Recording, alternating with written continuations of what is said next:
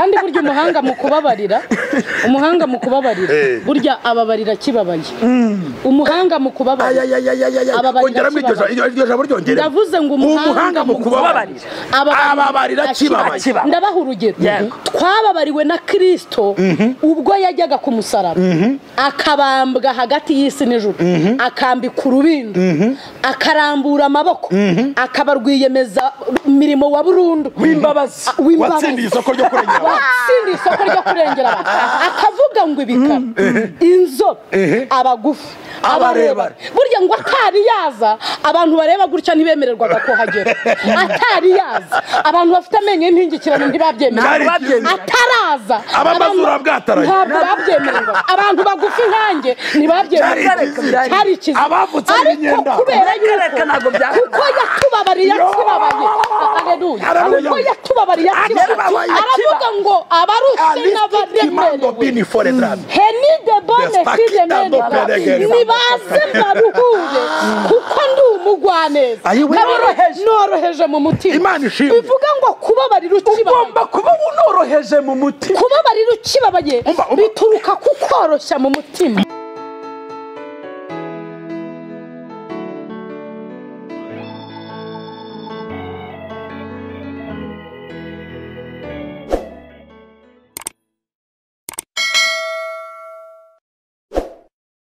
wayi kaza kenda gusuje wowe uteze amatwi ibigano byacu kwa umunsi ku munsi aho rero hose majyaruguru amajyepfo iburasirazuba n'iburengerazuba mwese ndabasuhuje diaspora yose ntago nayibagirwa mu inshuti zacu zakadasoka mwese rero aho muherereye turavuze ngo neza y'Imana irabeho iminsi yose kandi Imana ihire imirimo y'amaboko yanyu ndi Jeanne po nk'ibisanzwe rero ariko ntago umunsi ndi njyenyine ndi kumwe n'abagabo ndi kumwe n'ababyeyi bambaye ubwiza bw'Imana murabona kuri kamera n'abantu beza cyane beza ntabwo niko mbavuga ariko hari igihe umuntu avuga no yamara kuvuga nuko ahita wumva ubwiza bwe bwose mu kanya mugiye kubumva ndi kumwe na muri we TV yatangira basuhuza tumuhaye ikaze shalom mu bwoko bw'Imana turabasuhuje mu izina rya Yesu murakoze cyane yego ndi kumwe kandi na Urakenewe TV amahoro Imana itanga urukundo rw'umwami wacu Yesu Kristo bikomeze kubana namwe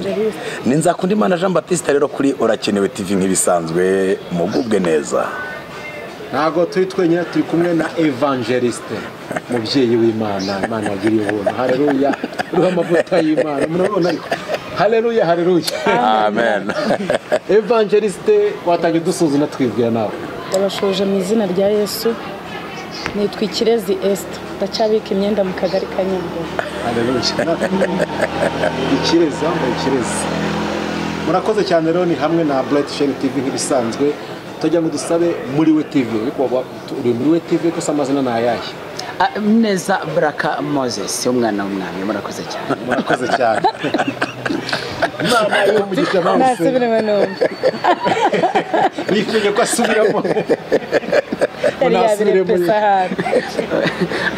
Urakenewe tibagira impano yo guseka cyane ndabikunda cyane umuntu uduje muri ikiganiro kabisa bariki amen nitwa Ineza Baraka Moses umwana w'umwami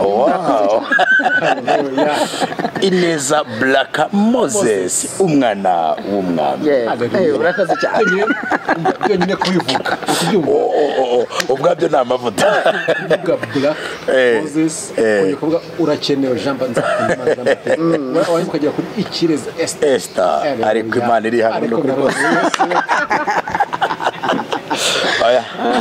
Imana ishimwe cyane duhoje n'abagabo n'ababyeyi ibintu birimo biraryoshye kandi birimo guwa mugani wa wundi na mugani wawe dushimye Imana rero ko iduhuje muri cyo kiganiro abantu bashobora kuba nabo bwatse bano bantu ko bahuriye hano hantu ngiye kuganira kuki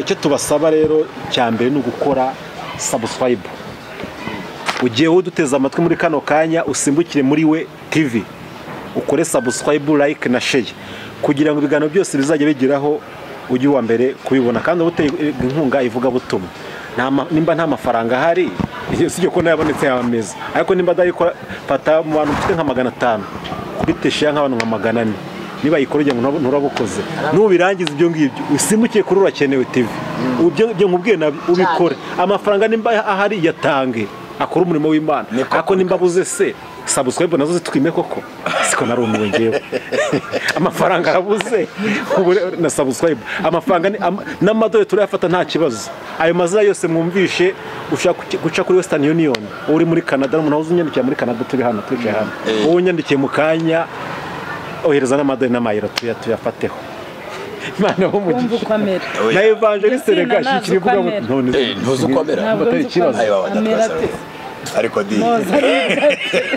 ubu duteza abantu duteza amatwi banyakore kandi cyatwereza twatatu yashyira hano nanjye naba professor nanjye nahita mbere kuko asanyabonye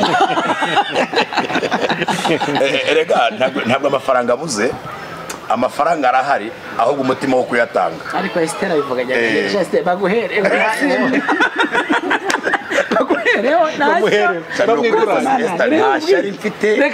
uyabonye nashima Imana rwose nibura ubushobozi ubu tumwanyuza kuri muri we nawe bumusunikira ariko wigire kuri we urakenewe kuri we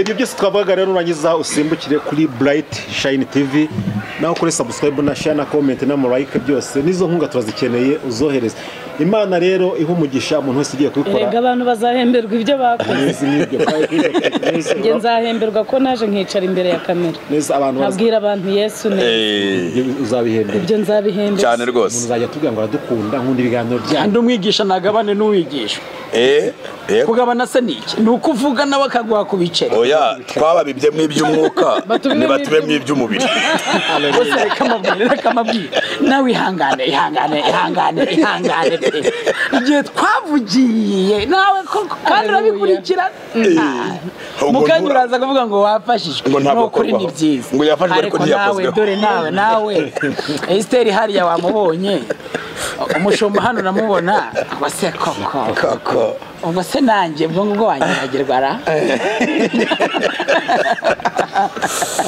murakoze cyane rero Imana w'umugisha kandi mwakoze kwitabira kino kiganiro cy'uyu munsi murakoze cyane tugiye gutangira ikiganiro cyacu hariye tuvuga ikintu bita imbabazi n'umusaraba wa Kristo aho ugasanga umuntu ntaramenya imbabazi ni iki umusaraba wa Kristo ni iki abyumva gutyo mu kirere ukabyumva mu makorali babiririmba mu buzima busanzwe bivuga ariko muri kano kanya turashaka kuvuga imbabazi n'umusaraba ubu duteze amatwi ubu iyo tuvuga gutyo imbabazi umusaraba wa Kristo ubyumva ute ubivugaho iki ubitekerezaho iki kurikira ikiganiro kuva gitangiye kugeza gishoje mbere ko dutangiye ikiganiro cyacu rero turasaba Ikirezi Esther Evangelist umukozi w'Imana atangiye dushyira mu maboko y'Imana twinjiye mu kiganiro cyacu shimwa Yesu umucunguzi shimwa Mana yamutanze shimwa nawe mwuka wera wamutumenyesheje nta kindi cyicaje Moses hano nta kindi cyicaje Jean Baptiste hano nta kindi cyanzinduye nta kindi kitwicaje hano kugira ngo tuvuge neza yawe haleluya tubwire abantu imirimo itangaje wakoze tubwire abantu ko wica ugakiza tubwire abantu ko uri umunyembabazi tubwire abantu ko wibuza kurakara ukuzura kugira neza kwinshi turakuraritse ngo uzubane natwe kuboko kwawe kwiza kutubonekeho kandi uku kuboko guherutse kuba kuri Yosefu aba premier ministre kwabaye ku mupfakazi w'Inayini kumuzurira umwana w'ikinege uku kuboko kwageze i Betaniya mu minsi ishize kuzura Lazaro amaze kane mu gitondo dusengeye buri muntu wese uduteze amatwi kugira ngo uku kuboko kumubeho natwe turi imbere y'amaso yawe kutubonekeho urakoze turagushimiye kubw'ukuboko kwawe kuri bubane natwe muri iki kiganiro kukadusapotinga kukadushyigikira urakoze ababyeyi abagabo abasore inkumi bari bwumve iki kiganiro bagire aho kibakura bagire naho kibashyitsa kubw'imbaraga z'amaboko yawe tubisenze twizeye mu izina rya Yesu amen twakwinjira mu kiganiro cyacu nanjye ngatangira ngafashwa baduteza amatwi bagatangira bagafashwa ubundi imbabazi yavuze imbabazi umusaraba wa Kristo Jean Baptiste avuga iki mbajije ikibazo cyiza kandi gikomeye ndashaka ndabanza mvuge ku mbabazi hanyuma turaza kugaruka ku musaraba kuko umusaraba wo ni ikindi kuko iyo dukurikiranye amateka usanga umusaraba ari uw'ibivume, usanga umusaraba ari uw'ibihano. Hanyuma ndashaka ko tubanza kuvuga ku mbabazi tukaza kugaruka ku musaraba n'icyatumye ubambwaho umwami wacu Yesu, kugira ngo twumve agaciro k'imbabazi icyari cyo, kuko izo mbabazi tuvuga inkomoko yazo n'umusaraba. Kuko uwazanye imbabazi yemeye no kubambwa nk'ibisambo, abambwa hagati yabyo, abambwa nk'ikivume. Hanyuma mu gusobanura umusaraba turaza kuvugaho byinshi, kuko hari umusaraba Yesu yabambweho, ariko uburyo hari uw'igisambo n'ibumoso hari uw'igisambo. Hari igihe abantu barata umusaraba, umuntu akaba ataramenya umusaraba umuntu afite ari uwuhe, cyangwa se umusaraba yizeye ari uwuhe, akaba yenda ari uw'iburyo cyangwa ibumoso. Mbese ushobora kuba warageze no ku gisambo tukaba tutabizi, kuko twamaze kumenya ko ku musaraba ariho duturira imitwaro, kandi ariho turuhukira. Kuko uwabuhambweho yavuze ijambo rikomeye ngo yihererejeho amahanga yose kugira ngo abamushaka bamubone. Ubu rero hari abantu birata umusaraba, ariko ugasanga ibikorwa byabo n'inyifato yabyo ntibisa n'iby'uwabambwe. Umuntu akibaza ko hari imisaraba itatu yaba yarafashe uwuhe. ashaka kuba ari uw'igisambo. Ubwo turaza kukigarukaho hanyuma, ariko reka duhere ku mbabazi. Mu mbabazi rero ndaje kuvugaho ikintu gikomeye, kuko imbabazi ni ikintu cy'ingenzi kubizera, kuko nirwo rufatiro rw'ubutumwa bwiza bwa Kristo. Nuko yazanye imbabazi kuko ibyaha byari bigwiriye mu isi. Iyo tuwenda tugarutse mu butumwa bwiza bwa Yesu ko bwanditswe na Yohana igice cya 3 umurongo wa 16, tuhasanga ikintu cya mbere cyazanye urukundo. Urukundo nirwo rwazanye imbabazi. Urukundo Imana yakunze abari mu isi rwatumye itanga umwana wayo w'ikinege, kugira ngo umwizera wese atarimbuka ahubwo ahabwe ubugingo buhoraho. Ibyo byari bivuye ku mbabazi Imana yari ikunze abantu. Meme gutanga uwo mwana rero niho haze mu musaraba, haboneka kuza imbabazi. Noneho Yesu Kristo nk'uwaje azanye imbabazi, azitoza abantu, azisobanura mu buryo bwimbitse, kandi azibumbira mu kintu cy'ingenzi yasigiye abari mu isi. Igihe yari amaze guhamagara intumwa, amaze gutoranya 12 bo kubana nawe, bageze ibwo bamwicara bicaje bateranye baganira nk'uko twicaye nko muri iyi nteko y'aba bagabo banganagarukye n'ababyeyi, bamubaza ikibazo gikomeye. Barambwira ngo mwigisha, twigishe gusenga. Kandi kugira ngo twigishe gusenga ubikore nk'uko Yohana yabitoje abigishwa be. Mu bintu yabatoje gusenga rero yavuzemo ibintu bigeze muri 5 nshaka kuvuga. Bivugiye kabisa. Icyambere, yego, yarababwiye ngo mu buzima bwabo, mu misengere yabo bajye baramya Imana, bavuge ngo data wa twese uri mu ijuru, izina ryawe ryubahwe, ubwami bwawe buze. Icyo we baragisoje. Yego. Bayibwire ngo ibintu byose ushaka, ibyifuzo twari dufite hano mu isi, uko ubishaka mu ijuru na hano iwacu aba ariko biba. Yego. Ikintu cya gatatu yarababwiye ngo umva, ikintu cya mbere mugomba guhora musaba, utubabarira ibyaha, ariko ku kigero kingana nk'uko twababariye.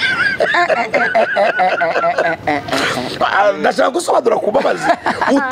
Arababwira ngo muni mujya musenga, mujye muravuga ngo tubabarire ibyaha byacu nk'uko natwe tubabarira. Nk'uko ni igipimo, ni umunzani. Mbese ukeneye imbabazi zingana nk'izo watanze. Hanyuma yavuze amagambo akomeye, aho ni muri mu butumwa bwiza bwa Yesu bwanditswe na Matayo mu gice cya 6. Hanyuma yavuze amagambo akomeye, ageze ku ijambo rya 4, aravuga ngo reka tukubwize ukuri, nubwo twashobora kubabarira nk'uko baducumuyeho, dufite umwanzi uhora uduhiga, ntuduhane ngo umudutererane. Araturwanya umunsi ku wundi, ntuduhetane mu bitwoshya ngo utuma tujegeza, udufashe udutabare, umuturinde. Yego. Ntuduhane mu bitwoshya. Avuga ikintu cya 5, aravuga ngo ubwami n'ububasha n'icyubahiro ni ibyawe. Nibyo bintu 5 biranzira isengesho. Yego. Nibyo yavuze.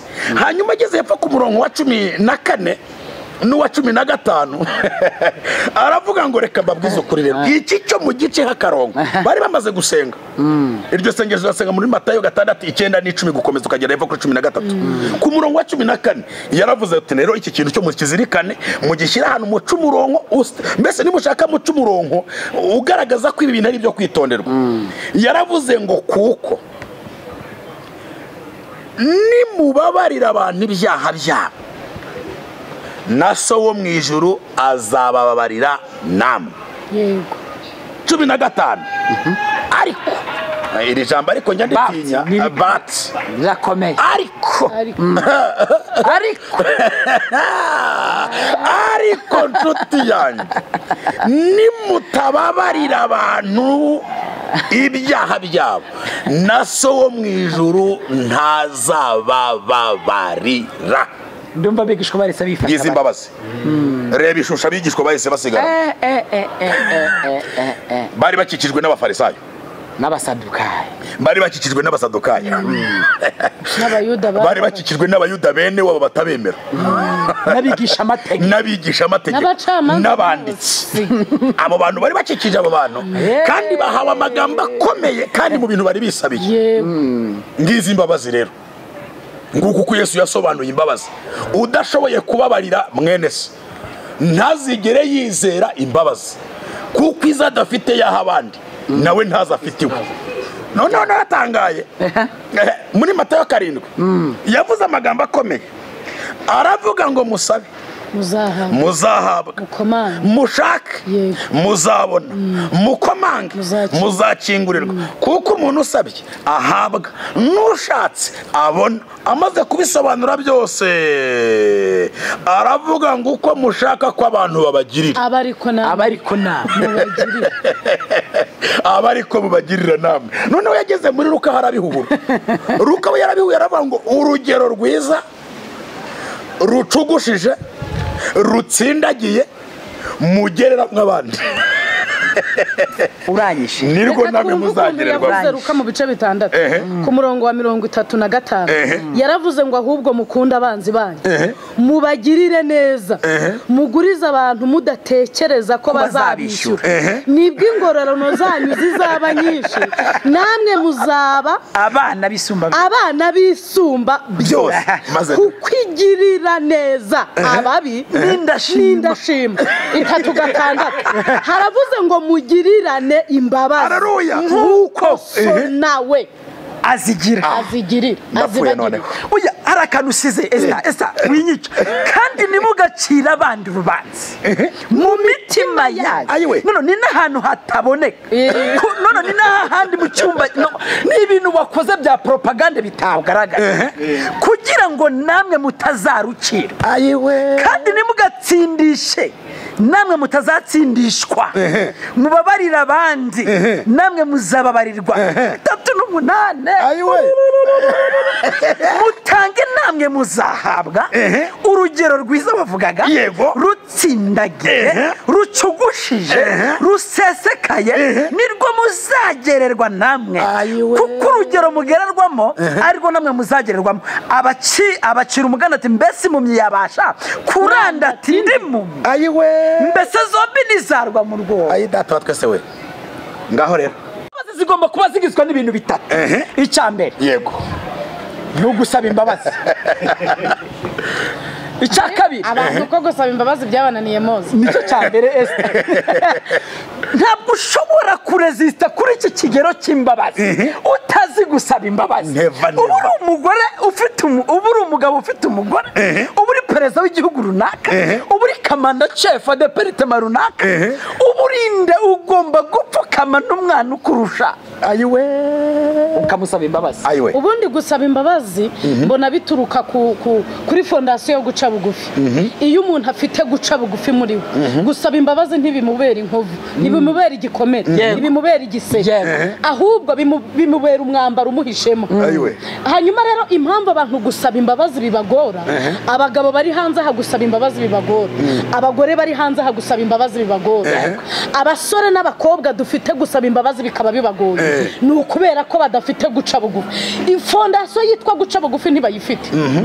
Nsaba imbabazi Moses ansuzugura yansuzugura, nsaba imbabazi umugabo wanjye ansuzugura, kandi nta gikomere kibaho cyo gusaba imbabazi. Ahubwo gusaba imbabazi ni umwambaro utambutsa umuntu aho abantu bose batabasha gutambuka. Ariko ari umugabo umuherutse kubivuga. Reka gusaba imbabazi ejo bundi byarakoye igisambo ku musaraba cyabwiye umwami Yesu mubyibuke ngo kimwe cyaravuze ngo niba uri umwana w'Imana ngo ikize ngo natwe dukize. Kudaca bugufi wakumvisha gutaza umuntu yishyira yishomotsa, bituma umuntu yishomotsa. Niba uri umwana w'Imana urumva cyari gikurura abantu yazuye, gikurura impumyi yahumuye, gikurura ibipfamatwi yakijije, gikurura abapfuye yazuye, kirangije kirebye ukuntu bose banagamye ku musaraba, kiravuga ngo niba uri umwana w'Imana ikize natwe udukize. Ariko ikiri iburyo kuko gifite guca bugufi muri cyo kiramubwira kiti rata mwana nugera mu bwami bwawe uzanyibuka, kuko Kristo areba mu mutima. Ubundi Imana iha abantu guhishurirwa hanyuma bamenye ko Kristo areba mu mutima. Hanyuma nibasaba imbabazi bazisabe bazi neza ko areba mu mutima, ngo ahita gisubiriza aho ngaho arakibwira ngo nkubwije ukuri ko uyu munsi turi buburarane muri paradizo. Hejuru yo guca bugufi, hejuru yo guca bugufi. Esther avuze akantu gato, icyo kiburyo cyavuze irindi jambo rikomeye, cyaravuze ngo wowe ntutinya no guhwazesha amaso yawe akanya gato, twe cyakoze tuzize ibyo twakoze, kiyemereye ibyaha. Guca bugufi bita bikomeza icyaha immediately. Guca bugufi bita bikwereka yuko hari n'ibindi. Ese bya bindi niwabikoze Esther ati ahubwo njyewe ndi na ruharwa, hari n'ibindi mutazi. Ubona uwa mwambaro wo guca bugufi. Arangije aramubwira ngo icyo akora mwana, twebwe twari turi abacomozi bacomora ibintu n'abafese n'ibintu tuzira n'iby'ukuri, twebwe ntituri n'abaforode, turi abahwituzi. Yongeze n'ahantu mpita ncomora telefone, ntabwo nihangana. n'ukuri kw'Imana n'uwo twari duturanye kaka matirenge bagacomora, na yangweto ninjye wari wayicomora. Icyakoze wowe urazira ubusa. Ngo ako kanya haramubwira ngo n'ukuri kose, n'ukuri Yesu yarahiye, ni hantu Yesu yarahiye kabiri ngo n'ukuri biranditse. Ndakubwiza ukuri uyu turi burarane, iri joro la robini zandoka, donc turi burarane muri paradizo y'Imana. Erega hari ikintu hose yaherutse kubivugaho mu bice bitandatu. Yaravuze ku murongo wa 6 abantu ntibakagira ngo ibintu tuvuga turi gupapira. Yaravuze ku murongo wa 6 yaravuze ngo kuko icyo nshaka ari imbabazi si ibitambo byonswe. Abantu nibamenye neza ko gusaba imbabazi no gutanga imbabazi ni ibintu bigendana. Be guhagarara ku cyubahiro ngo nakijijwe muri 70 kandi afite abantu atakandagirira mu rugo, ngo nakijijwe ngo muri 90 ngo dusengera mu bihuru bikaka, kandi afite abantu ataha mwiri bafite bamuzamunyangire. Umuntu anyura kunda gahekenya amenyo. Reka nkubwire Moses, ejo bundi hari umusaza ubari mu Bubiligi aherutse kwihorera, ntabwo yari yuzuye umwuka wera, nta n'indimi yavuze. Yaravuze ko bitagombera amashuri ntibinasuzuguza ubigize bibananiza iki, ntibinagombera amafaranga, ntibigombera n'icyubahiro, bibananiza iki, bitagombera amashuri ntibinagomba amafaranga, ntibinasuzuguza ubigize bibarize bibananiza iki. Hano rero ikindi cya kabiri twavuze gusaba imbabazi. Ahandi ni gutanga imbabazi kugira ngo tube turi kuri urugero rwiza. Ese ravuze rwo guca bugufi ubugata bigusunika gusaba imbabazi, ugomba kuba ufite ikindi kintu mu gikapu cyawe cya buri munsi ugomba kugendana. Ugomba kuba ufite ibintu bine, harimo guca bugufi, icyo ni icya mbere, harimo gusaba imbabazi, icyo ni icya kabiri, harimo gutanga imbabazi, icyo ni icya gatatu, harimo kuba umusemburo w'imbabazi. Amen. Ibyo bintu utabifite, uko waba ujegajega, waba utajegajega, waba ugenda muri hama, waba ufite etaje, waba ufite nyakatsi, waba uri inzobo, waba uri gikaru muremure mugufi, binakuona shauri yako. Niba udafite ibyo bintu muri yo bagi, uzinduka ubigire mu ibage yawe, ubizindukana ugenda. Ntago Yesu Kristo muri kumwe. Hari ibintu abantu bibeshya bigendanye n'ibyitwa gakiza. Twarakijijwe tutaimba hosiana tuzunguka mwenye kiti cha enzi. Hari ibintu biba ku munwa ariko bigomba kugira. Hari amagambo wasomye Moses yavuze ngo please kirazira kikaziririzwa gucira abandi manza zo mu mitima. N'ahantu hatagaragara, ahantu umuntu atareba, ahantu umuntu atamenya ibyo urimo utekereza kandi biri katubwira ngo uko utekereza uko nguko ni kuri niba utekereza nabi uri mubi niba utekereza neza uri mwiza niba udatekereza nk'uko abantu batekereza wibarenganya uko utekereza ni kuri niba muri wowe ucira abantu urubanza ese wibwira ko utazacirwa urubanza ariko kandi harabwirwa ijambo rikomeye ngo mwirinde gucira abandi imanza mu mitima kugira ngo namwe ibyo muri gukora bitaza kubaga. Dore pasa ese dore pasa na ese dore hano ngo niki gituma ureba gatotsi kari mu ijisho rya mwene so ukirengageza umugogo uri mu ijisho ryawe. Aye baba we wabasha utakubwira mwene so uti mwene data henga ngo utokora gatotsi kari mu ijisho ryawe nawe utireba umugogo uri mu ryawe wandyarya we banza wikureba umugogo uri mu ijisho ryawe abari hubona gutokora ko gatotsi kari mu ijisho rya mwene so kuko ari nta giti cyiza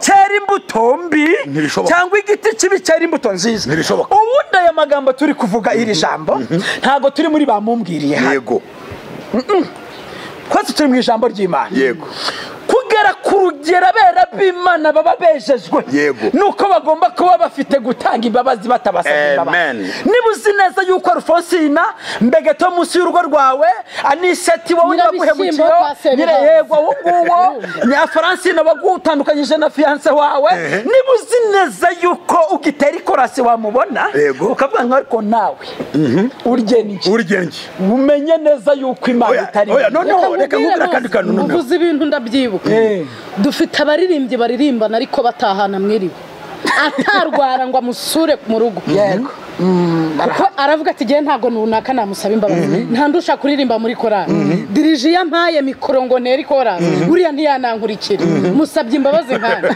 ubundi ikintu gituma ikintu kinani ubundi namusaba imbabazi andusha amavuta ayo mavuta n'amamesa n'ayinka n'ayo mu icupa n'ayo muri surufu n'ayahehe ayo mavuta hari inkuru yambaye aragira ati jewe ubundi sabye imbabazi Moses mu ruhe rwego ntandusha ikofi uriya muswa ntabwo yantanze muri korali ntabwo yantanze mu gakize nge musabye imbabazi ikintu gituma abantu batagira umutima umwuka wo guca bugufi ni ikintu bita inarige uvuze ikintu Esther jewe akikomanga mu gatuza ntabwo naha mu nzu nk'iyo atahamo ntabwo nambara nk'uko yambara uriya ntiyanankurikira urumva mbese akabitondagura akabitura hari ibintu byatuma adaca imbere ya Moses ngo amubwire ngo mwene data mbabarira yantanze se muri korali. Esther avuza akanangura mu nkovu ankoze mu nkovu nari maze iminsi ifite igisebe gisa n'ikiri kunuka ariko nibura kigiye gukira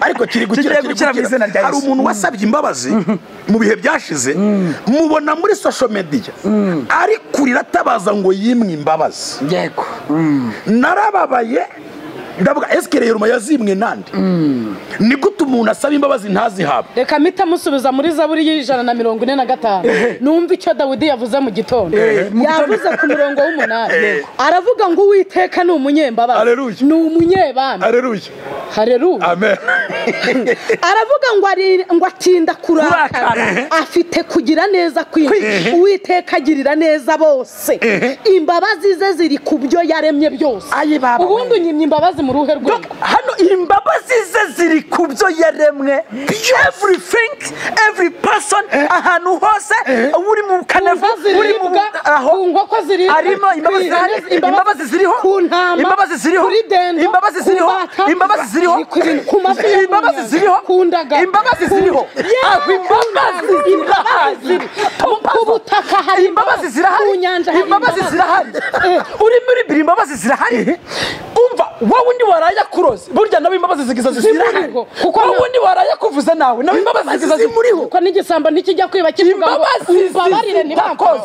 umbabarire ntibamfata umuntu ntajya kwiba avuga yandaye yarayiteze umugabo wawe ryajoro yagutwaye imbabazi zigiza ziriho none umuntu arahagurutse asabye imbabazi ateye intambwe ngo banze kumubaba urinde wanga kubabarira gutanga imbabazi. Pastor yatubwiye ngo Yesu arababwira ngo muri iryo sengesho kane udashoboye kubabarira nawe ntazababarirwa na so wamwe none kuri gukinga ijuru ry'ibyishimo ugashingura abandi mu byaha. Yagenda asoma Bibiliya. Umva ukuntu Pawulo aherutse kubwira Abakorinto.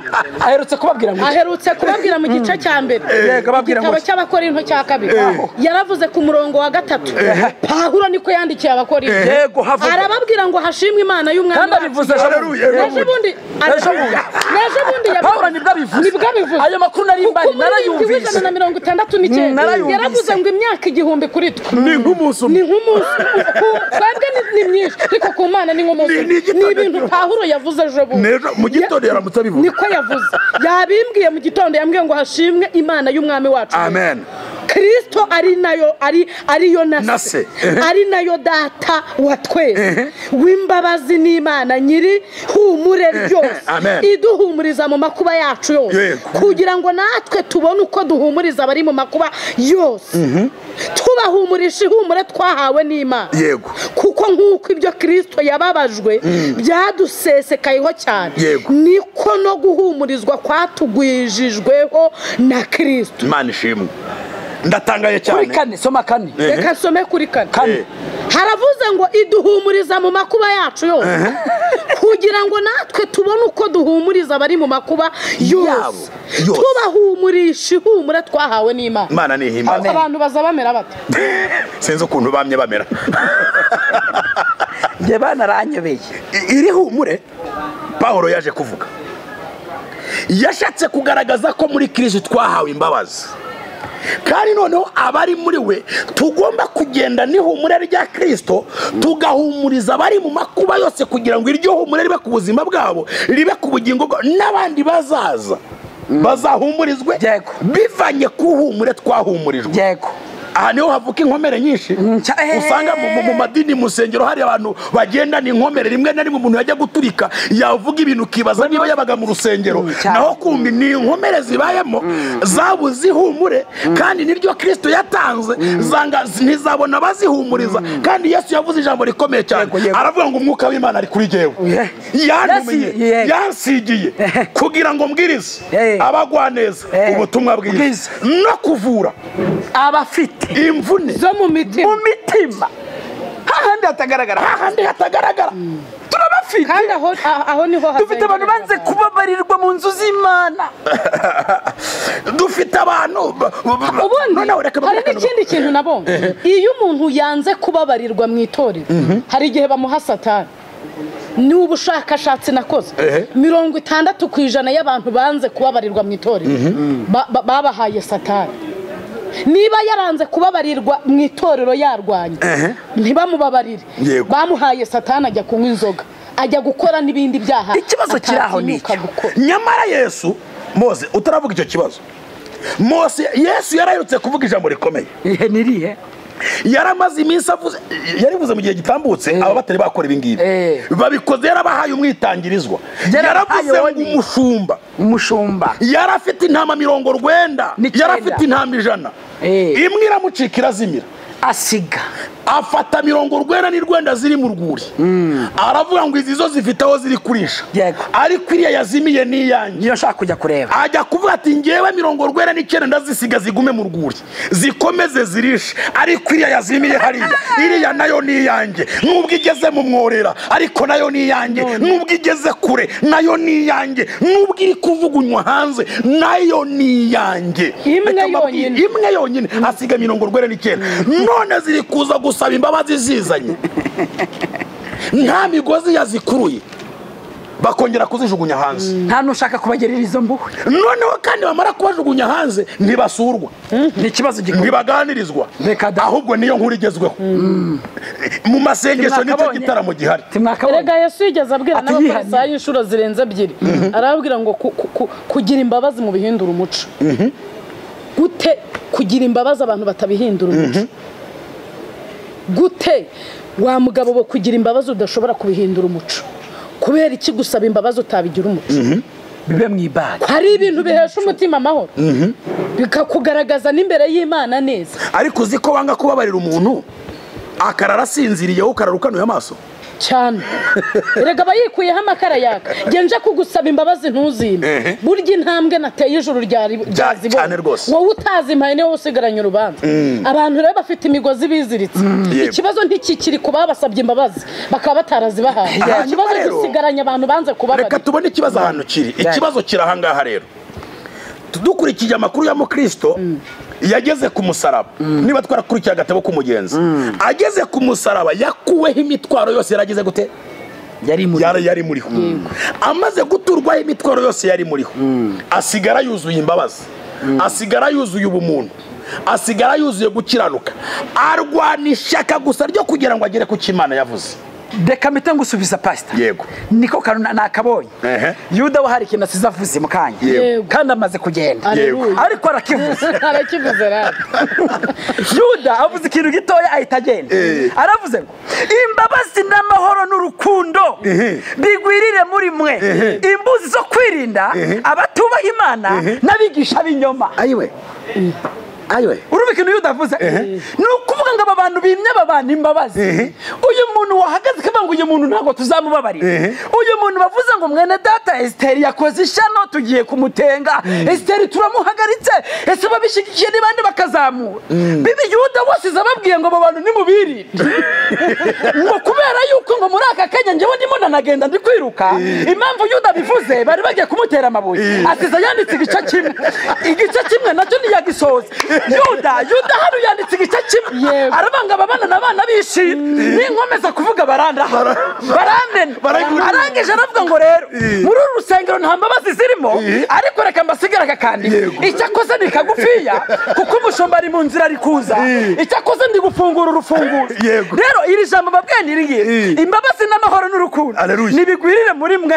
imbuzi zo kwirinda batubaha Imana n'abigisha b'inyoma umuntu udatanga imbabazi ni umwigisha b'inyoma umuntu utubabarira mwene se ni umwigisha b'inyoma umuntu utubaha abandi ngo ace bugufi abashe kuba umusemburo w'imbabazi hari abantu dufite nsha ati Esteri bakabonye ntuzakababarire tuzabanze tugasebye oya ubanze ukumvishe tubanze tukumvishe nk'uko muri Mirikorine ubundi tugatesha umutwe ariko ubundi bwatandukanye n'umugabo wako byadutwara iki ubundi surabona kuntu gasigaye kiyemera byatugenza gute noneho aherutse kukagurira ibase gasigaye kagenda gashinze ijosi ariko Yuda arabitegereza Yuda aravuga ngo kwigisha muri aba bafarisayo n'abasadukayo icyakoze simbishoboye ariko reka bene data ndimo ndagenda iri jambo ndivuze mbagaze kuko barantera amabuye nimubihinde mbere aba bantu mwabigisha b'ibinyoma noneho tuze kugaruka ku kintu cyitwa umusaraba. Yego nyirabayazana ni iyihe nyirabayazana yabigisha b'ibinyoma kibimutera nyirabayazana w'abantu bagenda banga kubabarira abandi baba mu nsengero ni iyihe nyirabayazana ngiyi ntayandi ntabwo bigeze bagera ku musaraba ntabwo bigeze bakira umusaraba wa Kristo kuko ubupfu bw'ibibwiriza ntibwabahinduye kuko ijambo ryarambwiye ngo ijambo ry'umusaraba kubizera haleluya n'imbaraga z'Imana ariko kubatibaha Imana ni urupfu impamvu ari urupfu rero nuko bagiye ku musaraba bafata umusaraba w'igisambo ntibafata umusaraba wa Kristo niyo mpamvu buzuye ubupfu buzuye ubugome buzuye hano Yesu yababwiye muri Luka abwira bose uyu ni Yesu yari amaze kubivuga Yuda ataravuga abwira bose uyu ni Yesu Jesus I love you Jesus abwira bose ati umuntu nashaka kunkurikira niyiyange yikorera umusaraba iminsi yose oya iminsi ngahe hari ubwo ari amasaha iminsi ngahe yose arangiza agira gute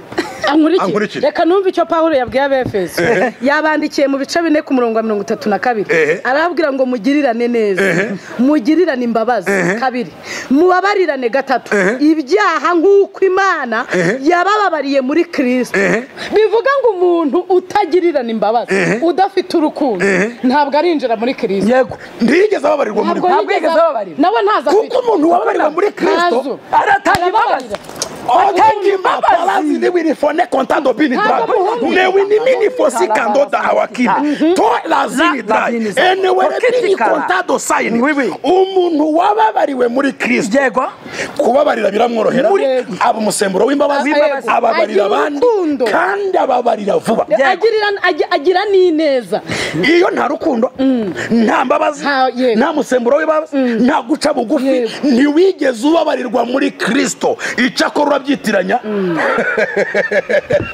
ndumva nata wizeye umusaraba w'igisambo cyari ibumoso ntabwo turamenye umusaraba wagezeho kuko warageze kuwa Kristo muri Kristo nimwe abantu babarirwa muri Kristo nimwe abantu babarirwa ibyaha none we wababariwe hehe udashobora kubabarira kandi muri Kristo arimo imbabazi ziri turi gutanga umwitangirizwa ikimenyetso kigaragaza ko wakiriye Kristo nuko utanga imbabazi ni nacyo kintu cyane araga niba humve neza mugirirane neza icyo ni kimwe mugirirane imbabazi kabiri mubabarirane gatatu ibyaha nk'uko Imana yabababariye muri Kristo bivuga ngo uyu muntu utagirirana neza akaba adafite urukundo akaba atagira imbabazi nawe muri Kristo ntarababarirwa noneho umva Salomo hari akantu yari yaravuze agiye kwitahira yavuze ngo iki ukurikiza gukiranuka n'imbabazi niba uzabona ubugingo haleluya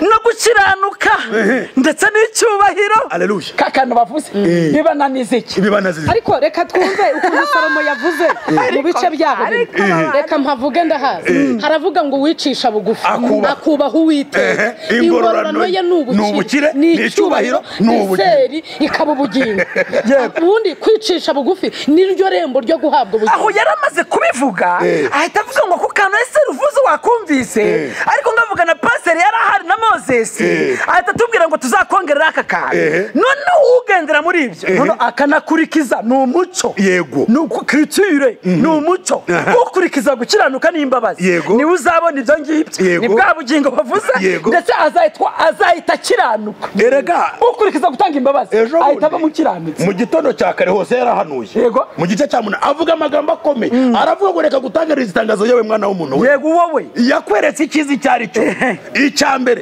ni ugukunda kubabarira icyambere no kwicisha bugufi no guca bugufi no gukunda kubabarira no gukunda kubabarira no gukiranuka no kugendana n'Imana wicishije bugufi twibutse abantu ngo nta cyaha na kimwe nta munzani nta dogere nta termometer ipima ikintu cyo kubabarira n'ikitari cyo kubabarira ibintu byose biba birangana umuntu ufite imbabazi yababariye igisambo cyamwibye yababarira umuntu wamuciye inyuma ubundi hari ikintu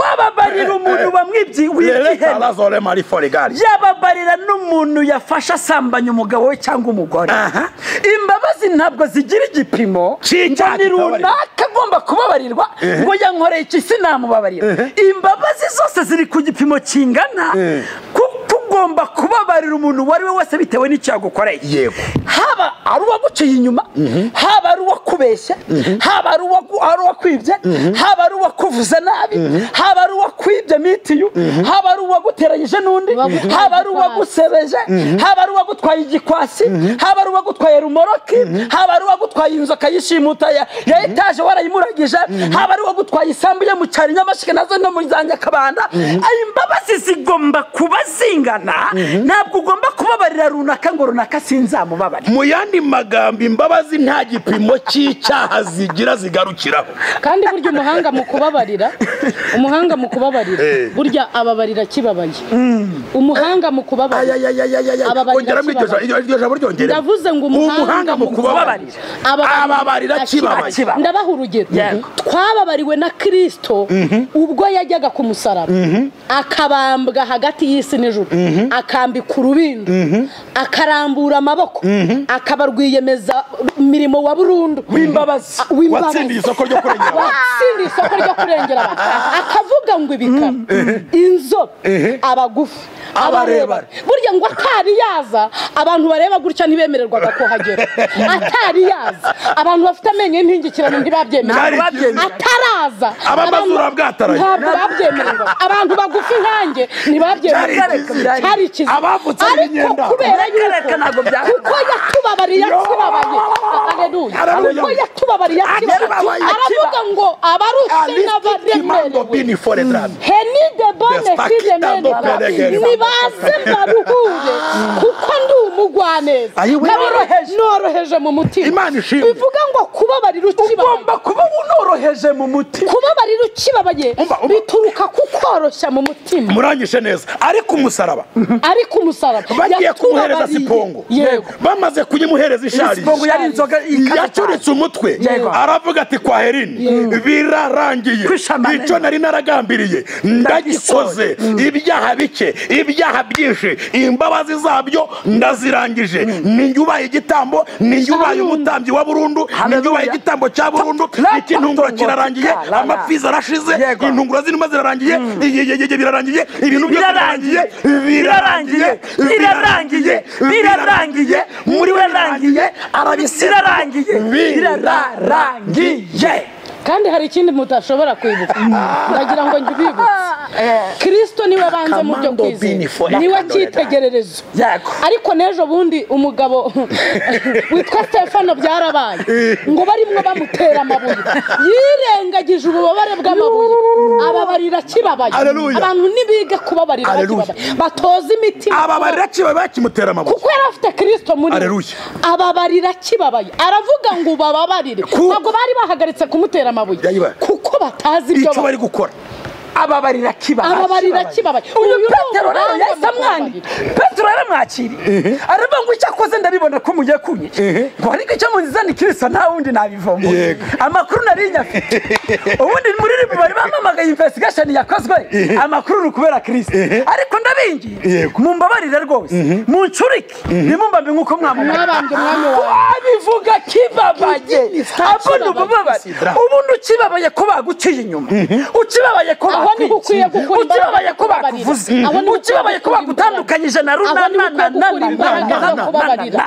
ugomba guhita ubarediyo guhita ubabarira kubera ko muri Kristo ariho kubabarira kuri kandi tukaba twarababariwe muri we hari akantu twasize izi mbabazi ntabwo zigombera imihango nta nubwo zigombera ibyiru ngo sheri narakubabariye rero ugomba kujya kunzanira igitenge ngo sheri narakubabariye rero ugomba kungurira kositime izi mbabazi zigomba kuba nta kindi kintu kiziherekeje kuko amaraso ya Yesu arahagije kandi ikimenyetso cy'uko bababariwe ni uko aho ngaho byavugiwe birangiriraho bitazongera kumvikana nta nubwo bizongera kugaragara mu matwi apana gukora ikosa ngo narakubabariye ejo bundi wari warakubabariye oya imbabazi iyo wazitanze uba wazitanze wabivuga mu cyongereza wabivuga mu gishinwa wabivuga mu giswahili wabivuga mu ringara wabivuga mu kigande wabivuga mu kinyarwanda iyo watanze imbabazi acha maneno ya gusema sema wikomeza kuvuga yego rekera ngo niba watanze imbabazi nyuma y'imbabazi ubundi nta rubanza nyuma y'imbabazi nta rubanza ko numva mbagurutse imbabazi je nafashijwe nashize utekereza iki ku mbabazi wibaza iki ku mbabazi igipimo cy'imbabazi zawe ni ikihe niba utababarira abandi uzababarirwa ute niba utekereza ko ushobora kubabarirwa ni kangahe ubabarira Esther uzi yuko hari abantu bajya kugisha abandi inama ngo se ngo tuzamubabarirera ngo disi we murabona ngo famille we mwagiye mureka ubupagani mwiza murabona twamubabarira ko murabona ngo bikwiriye ngo ibintu ngo kamemu ngo kanima hari n'ukuntu babarira umuntu ngo mukajya mu rukiko kandi waramubabarira iyo wababariye umuntu ntabwo ujya mu rukiko ntibishoboka kandi ntabwo ujya muri ribu reka mubwire kutagira imbabazi bitumye abantu bitwaza ijambo Yesu yigeze kuvuga ejo bundi ari kuganira n'abafarisayo bamugeragezaga ariko babaza kubigendanye no gusenda abagore arababwira ngo Mose yigeze abateza yarabivuze ejo bundi aravuga ngo mbese umugore yakwibagirwa umwana yonse kagira inkuru rero ntababarira uwo yibyariye yego icyakora bo babasha kwibagirwa ariko jye sinzakwibagirwa dore nguciye mu kiganza mu biganza byanjye nk'ucimanzi kandi inkike zawe ziri imbere yanjye iteka yego eregeje bundi ni mikadi maraki ariko banza ari mikadi aherutse kwikunkumura yari aturanye na Maraki muri yakaritsiye ari kunkumura ati wa mwanzi wanjye we kunyishima hejuru imyaka umaze unyicaye ku gakanusha winyishima hejuru niba naho nabaraguye nubwo naba naraguye we twita amakuru ko nzabyuka kubera iyihe mpamvu umunyembabazi wanjye yiyemeje kumfata ukuboko haleluya naho n'abandi musaye azaza mpagurutse urancira urubanza naho nago yakubujije ko ncira urubanza nubwo naba naguye nyitondere imfiteho umugambi yananzura ariko ubundi wari kuncira urubanza mbere wahoze Yesu rero mu buryo bw'intekerezo ku rugamba twaturi kumwe aravugana abantu no byakazi atendika kuri 1:5 nta muntu numwe warinda kuguhagarara imbere iminsi yose yo kubaho kwawe ndetse n'iminsi yose yo kubaho kwawe nuko nabanaga na Mose niko nzabana nawe sinzagusiga nubwo bagusiga kandi sinzaguhana nubwo bakujyanira abantu ngo nyumvira kuko niyemeje kugukunda karamata umva hari umuhanzi nkunda aherutse yararirimbye kandi ndamukura ni ukuri kw'Imana bivugiye kuri kamera nubwo nta kintu ndamuha ariko ndamukunda umunsi umwe nzabimwereka ko kubera yuko ugiteganya uramukunda ndamukunda kandi ndateganya nibura nzamwicaza ahantu niba ari nifa azayitamira yishyira imbere y'imbavu ndabivuze kuri kamera ni ukuri kw'Imana ndamukunda yararirimbye yego aravuga ngo mbese ubundi Imana ibayicira urubanza ninde watera amahane ninde waza kujurira iramutse irengeye umuntu ninde watera amahane kuko Imana itameze nk'abantu uwo yitwa Theogene wose babi ngo niba byose bifitwe nayo abantu bo barimo bararushwa n'iki ko byose biri mu biganza byayo ko ari yiza amaherezo yanjye ikabiza itangira yanjye ikabiza kwizasoza ikabiza honzagwa ikabiza ikizangica ikabiza kunyanga ikabiza kuzankunda ikabiza kwizankumugisha ikabiza nteza imbere uri murarwana nayo yaravuze ngo yigira icyo yitumye ninde wayivuguruza ngo icyo umutima wayo ukunda oya Theo ni wubahwe nicyo nubwo yarambuye ikiganza ninde wagiye ninde siramutse yegetseho warunyeganyeza ninde warunyeganyeza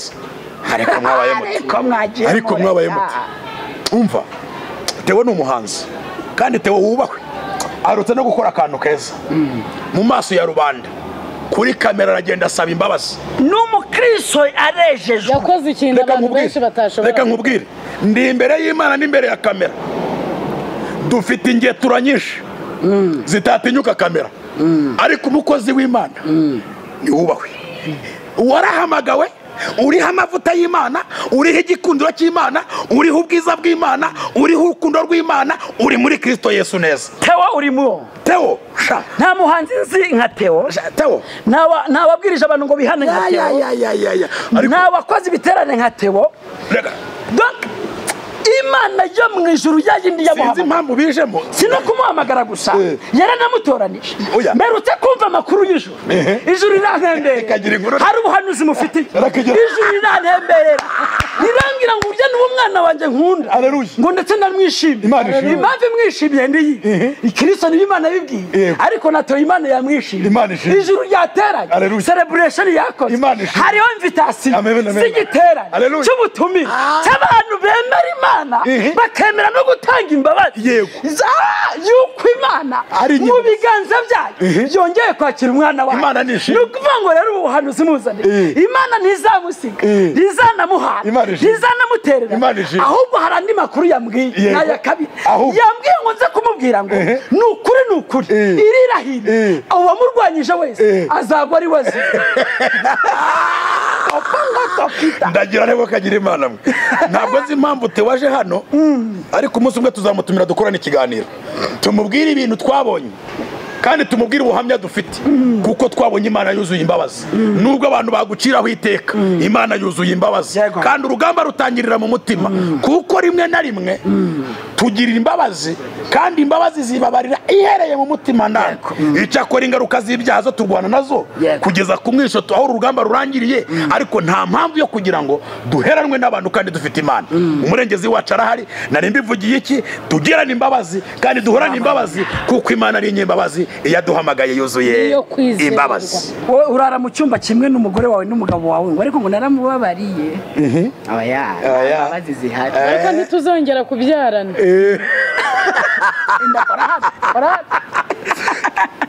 Naramubabariye ariko kereke pare kwaje never. Hari umugore Salomo aherutse kuvuga muri 31 imigani 31 aravuga ngo we nuwo nguwo nijoro agatara ke ntikazima ariko abandi ryacuze umwotsi ryarazimye ngo yamugiriye imbabazi kandi itararazimye zuko nigeze ryarazimye ngo yaramubare kandi itara yararizimije ariko umugore w'umutima ibyo tabaza ntabwo rijya rizima ariko abandi bajimije amatara ngo bagize imbabazi. Izo si imbabazi ni ikinyoma. Wenda reka tuze gucutsa iki kiganiro ariko turashimira Imana itugaragarije imbabazi zayo. Nari ngize ngo umuntu wese udukurikiye ashobora gutekereza ashobora kwibaza ngo niki nakora kugira ngo mbe umunyembabazi. Nta kindi ni ukwemerera Yesu akaza mu mutima wawe kuko niwe ufite urufunguzo rwo kugira ngo ayobore imitekerereze yawe ugende nk'uko ubwe ashaka. Wakongeraho iki? Nababwiye kujyana ibaga irimo ibintu bine. Yego. Guca bugufi. Yego. Gusaba imbabazi. Yego. Kwaka imbabazi. Yego. Ndetse no kuba umusemburo w'imbabazi kugira ngo ubashe gutsinda ujye mu bwami bw'Imana. Yego. Uba uri kumwe na Yesu. Karite na kantite na identity byujuje. Ibyo biri no kuba ubifite. Niba utabifite wongera wini wongera wisuzume. Birashoboka ko byakunda. Amen. Nawe bigakunda. Yego. Habwo umugisha n'Uwiteka Esteri turimo turakugera ku mwanzuro w'imbabazi. Niki wabwira badukurikiye muri uyu mwanya? Icyo nababwira ni ugutoza imitima. Gutoza umutima kubabarira ukibabaye. Kuko niyo fondasiyo yo kugera ikirenge mu cya Kristo. Yatubabariye ari ku musaraba kandi n'uyu munsi turyama mu mbabazi ze. Ntago wari wabeshya umuntu kuri telefone ngo Imana ihita ikwica. Impamvu udahita upfa ni ukubera ko uri mu mbabazi. Aho zituruka isoko yaho zikomoka ni Gorogota, ni Karuvari ku musaraba. So abantu batoze imitima kubabarira bakibabaye. Ikindi nongeraho ni ijambo Yobu yavuze ejo bundi. Yaravuze mu bice 24 yaravuze ngo ubwo ibihe bidahishwe ishobora byose ni iki gituma abayizi batareba iminsi yayo. Ndumva araho nasoreza. Imana ibaha umugisha. Imana iguha umugisha. Nanjye nasoza ndi kuririmba indirimbo y'120 mu ndirimbo zo gushimisha Imana. Igice cya kabiri kivuze ngo Uwiteka umucamanza ambonye w'amaraso ntancira urubanza rubi anyitukira nsengo kuko yarancunguye ngo mbuwe niko kunyishingira ubwadapfa singipfuye nge na Yesu turu. Nari nshatse kubwira abantu basigaye ku ruhu nk'ikirondwe ambonye w'amaraso ntancira urubanza rubi nushaka usigara uca iteka. Ambonye w'amaraso ye nge nawe turumwe nushaka ucire no mu kuzimu sindajyayo. Apfa kumbona bamwe harindi numva Yesu anyemeza ko mbuze imbaraga ngo nge musabiteka ntacyo nzamubu na Yesu yanyishyuriye ya myenda yose niyo muri kundega yambabariye ibyaha nibyo muri kunshinja atumanerade nanjye ko niko murekera kunshira imanza yaranyishyuriye. Hanyuma reka tubashimire twinjira mu mwanya wo gusenga Imana kugira ngo nibura badukurikiye muri uyu mwanya babashe kongera guhabwa imbaraga. Reka dusengere isengesho tuvuga ngo Mwami Yesu mwana w'intama we bene batoreza ndome kinedrame. Hari abantu bateze amatwi iki kiganiro nyamara kubabarira byarabagoye, kwinjira mu mbabazi byarabagoye. Ndasenze ngo imbabazi zawe zibamanukire kandi wuzuzwe bundi bushya. Ineza y'Imana ibabeho, urukundo rwawe rubabeho, imbaraga zawe zibabeho ku manywa ndetse na nijoro. Gukiranuka kw'Imana komatane nabo none n'iteka ryose mu izina ry'Umwami wacu Yesu. Amen. Hanyuma Moses. Hari abantu bakurikiranye iki kiganiro bumva bakeneye kumenya Moses n'uburyo bakongera kubona. Ndabizi dutangira twabivuze, hajya wakongera kubibutsa channel mubonekaho na nimero yanyu ya telefone. Yego, channel ni yayindi muri we TV, wakora subscribe na share ukabadufashije. Yego. Amazina na Ineza Baraka Moses, nimero ni 078 38 48 700. 078 38 48 ntuzambe rafiki yangu. Urakenewe TV Nzakundimana Jean Baptiste 07 231 pyonda kuri subscribe nakazogero gakoreho like share na comment kugira ngo ubutumwa bwiza bukugereho. Haleluya. Imana ikomeze kubaneza kuri Urakenewe TV, niho ukomeza gusanga ubutumwa bwiza bukiza, ibuhamya buhembura imitima ndetse n'imirimo yo gufasha abari mu kaga. Esther 0788 552. Twagiye dusoza na Bright Shine TV. Bright Shine TV. Kora subscribe. Shonde akazogera. Share, like na comment. No kuri Imana yaraduhamagaye. Bright Shine TV. 0788 hanyuma iki kiganiro muzajye kurikirana kuri izo channel uko ari 3 nkuko mwazumvise, ariko kandi birakwiye ko mugira umuhati wo kubana natwe kandi mugakurikira ubutumwa bwiza, mukaba abambere mu kudushyigikira ndetse no kudufasha kwamamaza Yesu Kristo wavutse. Timote yumva ko navuze ukiraho uvuze kandi yego Timote yakanayisavo ahita kavuga. Timote uvuze gwiki? Timote yodore kane yakavuze umurongo w'ike uziko navuze gira umwete wo kuzaho ndi vuba. Yego. Dema yaransigiye kuko akunze iby'iki gihe cyane. Agitesalonike Kiresikenti nawe yagiye Galatiya naho Tito yagiye Darumati. Kandi we wenyine ukiri kumwe naye wafatanije naruka shaka Mariko muzane kuko ngirira umumaro wo kunkore. Amen. No nawe shaka Mariko muzane, muze tubane, muze dukorana umurimo kuko umwami aduhamagare kugira ngo twamamaze ishimwe ry'uwa duhamagaye. Reka tuvugire rimwe turaboye ibiganza tubabwire ngo ciao ciao. Bye bye.